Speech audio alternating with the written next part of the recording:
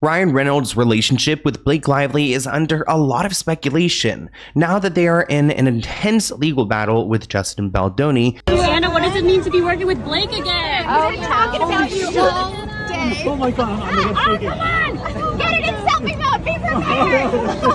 Can I get a photo? Of course. Thank you so much. Rumors about Blake Lively and Ryan Reynolds' marriage being on shaky ground have been swirling for a while, but now things seem to be unraveling fast.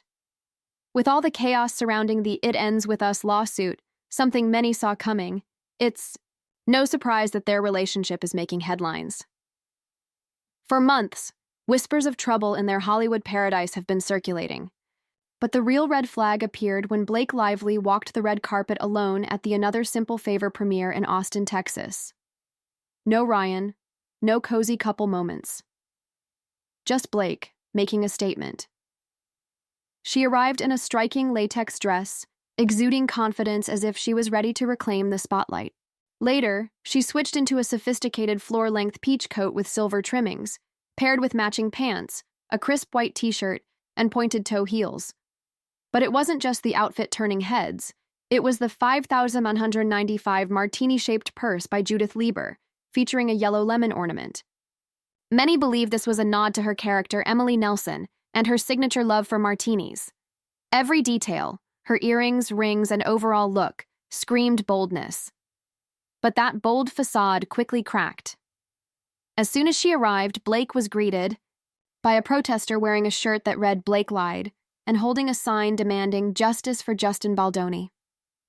It was a clear reminder that the It Ends With Us controversy was far from over, and if that wasn't awkward enough, things got even more tense inside the event. Blake and her co-star Anna Kendrick seemed anything but friendly. When asked about working with Blake, Anna's response was short and cold. You know, just 2 words, but they spoke volumes. To be working with Blake again. Oh, we're talking about you all day. Oh my god, I'm gonna take it. Come on! Get it in selfie mode! Be prepared! Can I get a photo? Of course. Thank you so much. Throughout the premiere, the tension was impossible to ignore. There were no warm interactions, no friendly photos, except one stiff image with their director. Is that it's not just Blake, it's Anna. The fact, yes, they hate each other. They hate each other. And from what I'm hearing, the sequel was a nightmare. A nightmare is what I heard. Was the word chosen. And now this is a source I trust who gave me a source who was there. Even then, they stood awkwardly apart, with Anna looking down as Blake animatedly talked about filming in Capri, Italy. Anna didn't chime in, didn't smile, just looked uncomfortable. Fans watching online picked up on the awkward energy instantly. Obviously, Sean's already in a little bit of a rough place at the beginning of this story, and certainly things happen, and it gets a little outrageous. Anna Kendrick's discomfort at the premiere wasn't just about the It Ends With Us lawsuit. It went much deeper. Their feud started long before the Justin Baldoni controversy, but had only intensified since. Sources reveal that Anna first met Blake Lively in 2018, when they starred together in A Simple Favor. Her husband Ryan, several years ago. So I met Blake a few times through Ryan on that film. Got it.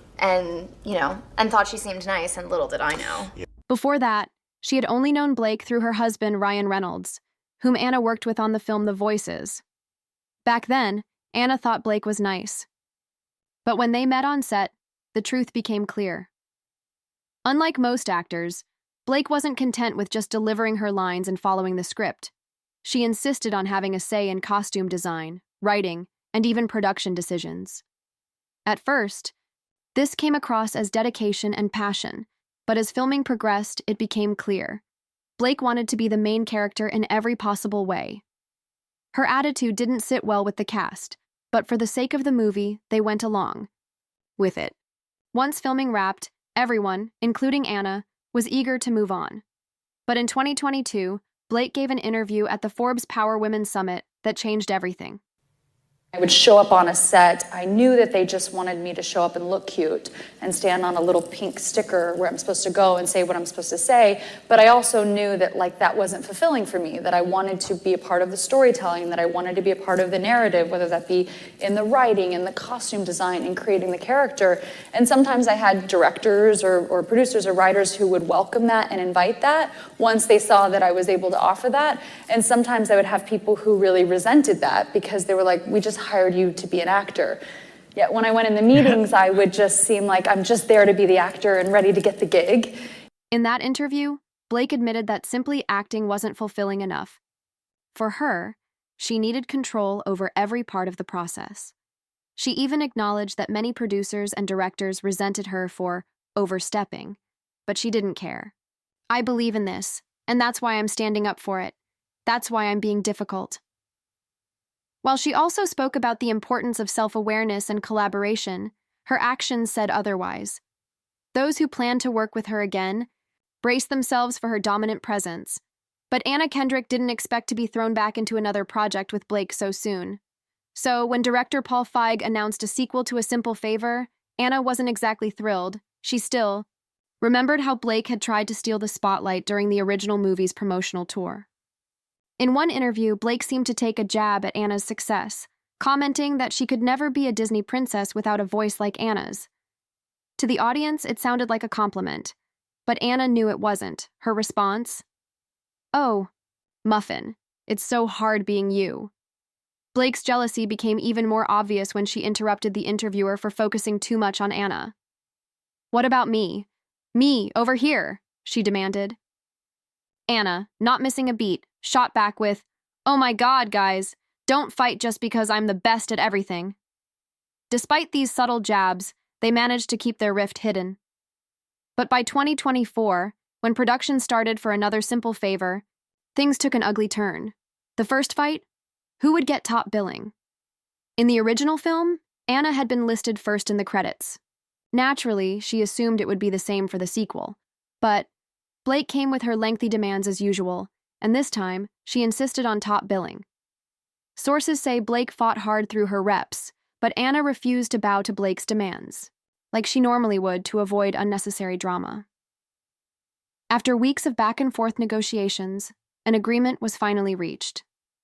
The two stars settled on something called staggered billing. Anna's name would appear first, but Blake's would be above hers just on the right-hand side. In Hollywood, this approach is known as equal billing. Neither actress was entirely pleased with the compromise, but they had no choice but to accept it. This behind-the-scenes feud would have stayed under wraps until the Justin Baldoni saga changed everything. Anna was furious that Blake's bad PR was dragging their film down. She had shared a promotional poster for A Simple Favor 2, expecting her usual wave of fan support. Instead, the comments were brutal. Did Ryan rewrite a scene? One fan quipped, referencing Blake's rumored involvement in rewriting parts of It Ends With Us. Another comment hit even harder. "Nope, nope, nope. Sorry, Anna, I'll watch the next one." Not supporting anything with Blake Lively in it. For someone who avoids drama at all costs, this was overwhelming. Anna struggled to promote the film under this cloud of negativity. But what stung the most? Blake never called to apologize. She stayed silent, letting the backlash unfold while the rest of the cast dealt with the fallout. Sources close to Anna say the pitch-perfect star believes Blake owes them all an apology. If Anna was in this position, she wouldn't let the film take the fall for her personal issues, one insider revealed. As rumors swirled, Blake attempted to brush them off. She responded on X, formerly Twitter, saying, "This is total BS. Sorry, the movie is finished and coming out soon." Even director Paul Feig stepped in to defend Blake, responding to a critic who claimed the movie was hijacked by her. "It's my cut. There is no other cut. Blake has been nothing but supportive and a dream to work with. She is the best and an amazing collaborator, and I'm her biggest fan. Just wanted to clear that up." But no amount of praise from Paul could stop the negativity surrounding Blake. The backlash was evident, especially during the film's premiere. On the red carpet, Anna avoided Blake like the plague. One more for the bald guy to your left. Here we go. Thank you. Other co-stars also appeared uncomfortable around her. One particularly awkward moment caught attention when Blake made a comment about her braless dress to co-star Michelle Morone. In a video clip, Blake glanced down, adjusted her top, and made a remark while laughing. Michelle, clearly uneasy, immediately looked away, made a subtle hand gesture, and adjusted his stance, perhaps afraid he'd be the next to face a lawsuit if anything seemed inappropriate. Despite the chaotic premiere, Blake put on a happy front. She later gushed about the event online, calling it a rock concert. In her Instagram caption, she wrote, "Making this movie was already a gift, every element of it. To share it with you all and feel the love returned to us was the best feeling. Thank you for having us, Austin." But behind the scenes? It must have been exhausting to maintain that facade, especially without her husband, Ryan Reynolds, there to fend off the critics.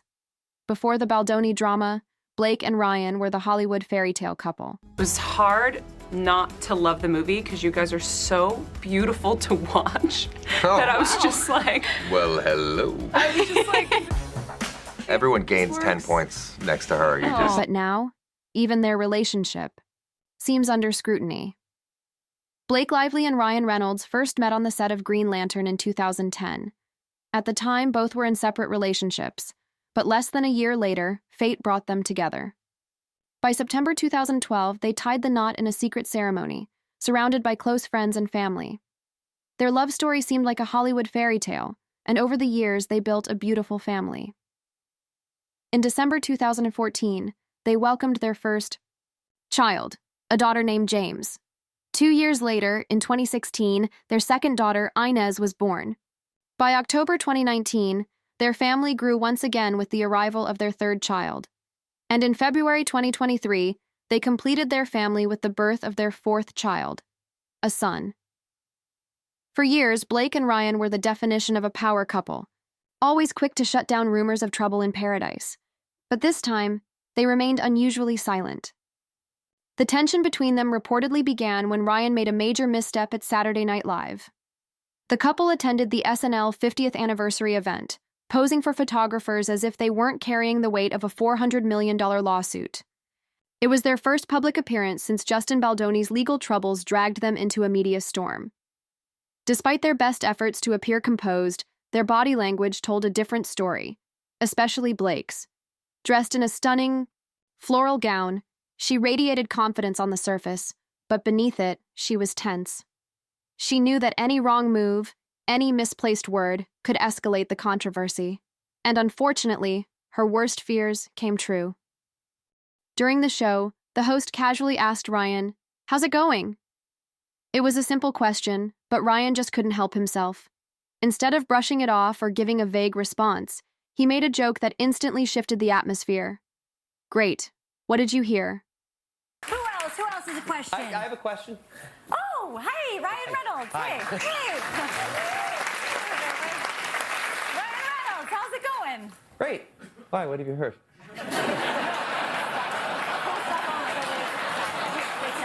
Everyone in the room knew about the lawsuit. It had dominated headlines for weeks. The "It Ends With Us" controversy was the talk of Hollywood. And yet, Ryan chose that moment to turn it into a joke. Blake's reaction was immediate. If looks could kill, Ryan would have dropped dead right there. Her sharp glare was laced with frustration.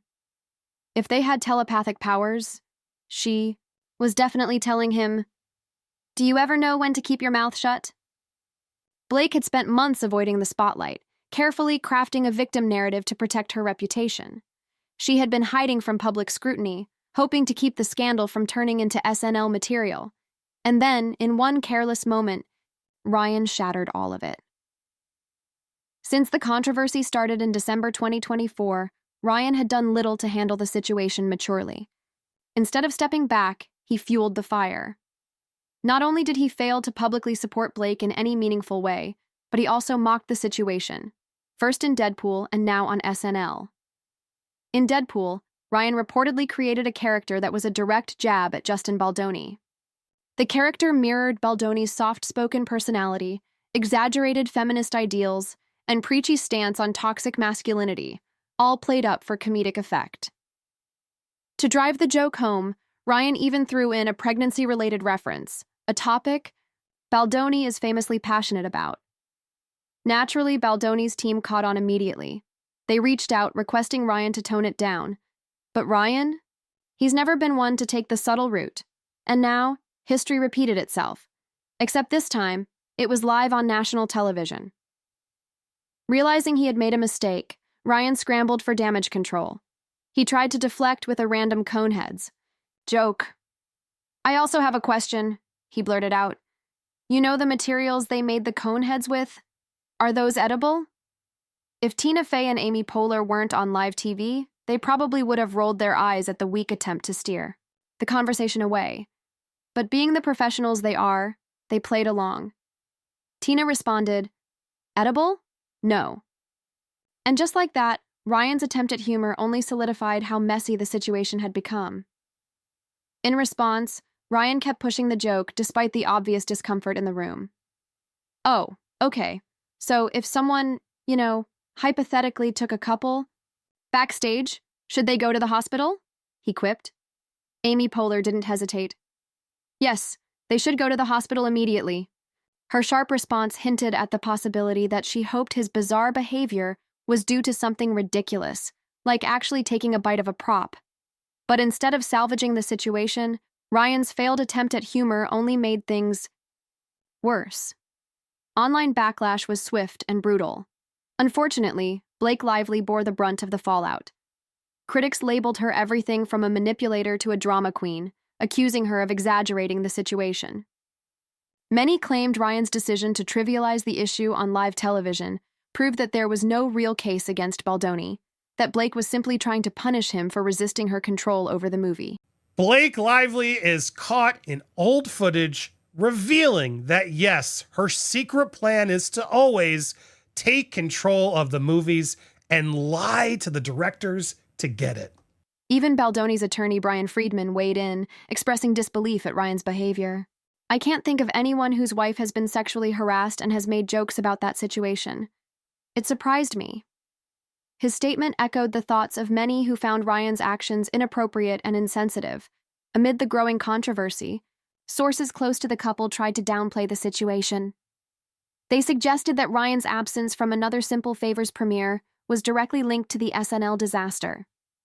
Allegedly, the event was meant to test how the public would react to them, but it backfired, and Blake asked Ryan to skip the premiere to avoid further scrutiny. Insiders also claimed the couple had reached an unspoken agreement. If they wanted their careers to survive, they needed to separate their professional lives. According to the Daily Mail, the decision was about safeguarding their individual incomes. Blake was uncertain about the future of her career, while Ryan had managed to weather the storm. By maintaining distance professionally, they hoped to avoid further damage. However, not everyone bought into this narrative. Fans pointed out that throughout their relationship, Blake and Ryan had always presented a united front. If they were truly as strong as they once claimed, why were they suddenly acting independently when things got tough?